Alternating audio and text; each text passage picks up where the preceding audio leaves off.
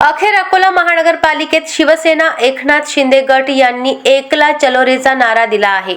गेल्या अनेक दिवसांपासून महायुतीत जागा वाटपावरून सातत्याने चर्चा सुरू होती। मात्र हा तिढा सुटू न शकल्याने भाजप आणि राष्ट्रवादी काँग्रेस अजित पवार गट यांनी परस्पर युती करत शिवसेनेला एकटे पाडल्याचे चित्र स्पष्ट झाले आहे।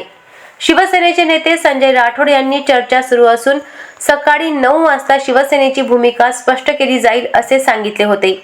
त्यानंतर शिवसेनेचे नेते गोपीकिशन बाजोरिया यांनी पक्षाची अधिकृत भूमिका जाहीर करत अकोला महानगरपालिकेच्या 80 पैकी सर्व जागांवर शिवसेना स्वबळावर निवडणूक लढवणार असल्याचा निर्णय स्पष्ट केला आहे।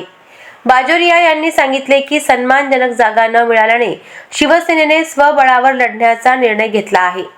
त्यामुळे अकोला महापालिका निवडणुकीत आता थेट त्रिकोणी किंवा बहुकोनी लढतीचे चित्र दिसण्याची शक्यता आहे। नाही, काल संध्याकाळीच आम्ही शेवटच्या निवेदन हिंदुत्ववादी संघटना कायम राहावी म्हणून आम्ही त्यांना विनंती केली की नागपूरमध्ये आपण सांगितलं होतं की 18 सीटा देणार, 16 कन्फर्म देणार आणि 2 प्लस आणि मायनसमध्ये आम्ही देणार। त्या अनुषंगाने आम्ही विचारधारा बनवली की त्याला ओके, आणि अकोल्यामध्ये आल्यानंतर 16च्या ऐवजी 11 आणि 10वरच ते थांबले। सातत्याने 10-11वर बोलणी सुरू होती, परंतु त्यांनी कोणताही प्रतिसाद दिला नाही।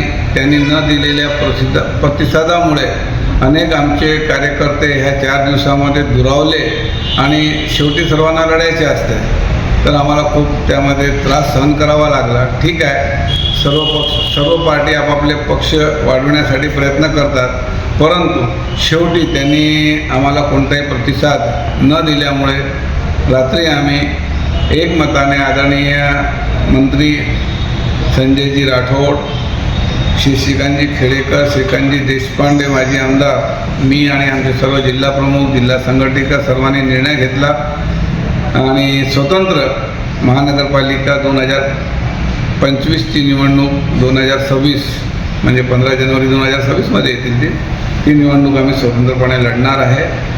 आणि 16 पैकी आमचे किती निघणार होते माहीत नाही, परंतु आता आम्ही जेवढे उमेदवार दिलेले आहेत त्यापेक्षा जास्तच उमेदवार आपले निवडून येणार, यामध्ये मला तिळमात्र शंका नाही।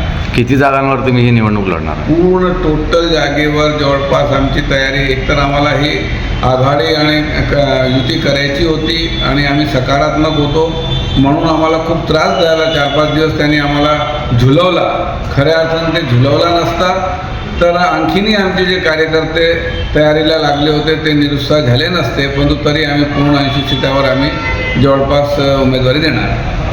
अशाच महत्त्वपूर्ण बातम्यांच्या अपडेटसाठी अजिंक्य भारत न्यूजच्या पेजला फॉलो करा आणि सबस्क्राईब करा। Thank you for watching.